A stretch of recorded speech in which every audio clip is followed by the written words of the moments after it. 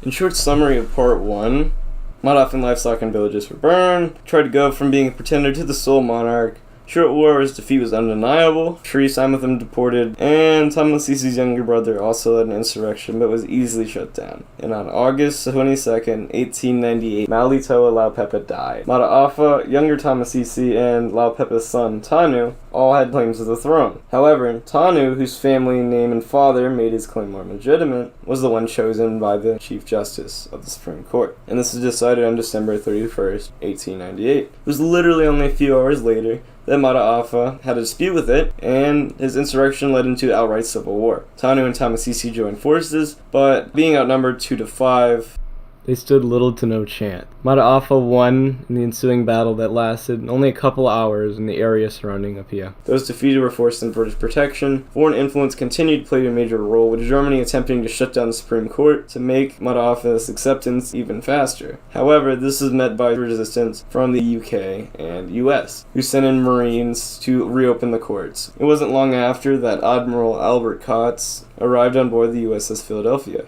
He propositioned peace with the Germans, but was rejected, and then he propositioned peace with the Mata'afan forces, and was also rejected. This time, though, his messenger was treated badly, and because of this envoy, he sent an ultimatum saying, hey, get off all the foreign property, or we're going to bomb you. And the Samoans were like, they won't do shit. Combined, the USS Philadelphia and the HMS Porpoise went around bombing villages alongside the coast. And it was on March 23rd, Tanu was crowned king. March 25th, the official statement was that all rebels, being anyone under Mata'afa, would be treated with utmost harshness, and it was only on March 29th when a city close to Apia was taken. The beginning of efforts just to march straight from the coast into Apia. But despite trying this, it ultimately failed due to being heavily outnumbered by Samoan forces. Anglophone powers were forced to retreat, and all powers at this point realized, shit, this is not a good idea, so we're not going to start a world war over this conflict. They formed a committee, with each of the respective powers having their own representative, who had the most diplomatic power on the island, and all three had a similar goal.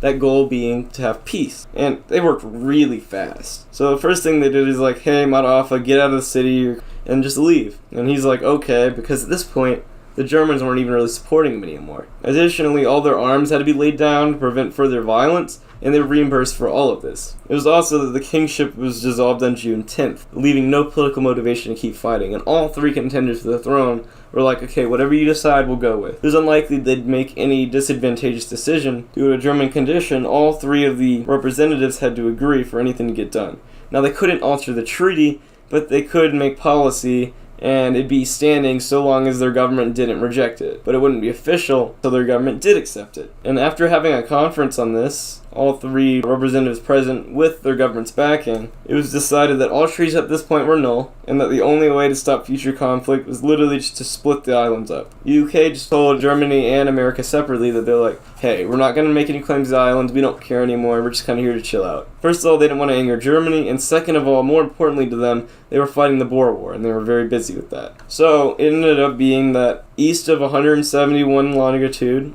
would go to the US, and west of 171 longitude would go to the Germans. And anything that was not ceded in the agreement to the respective power, all claims had to be dropped to that area. And this ended the Second Samoan Civil War.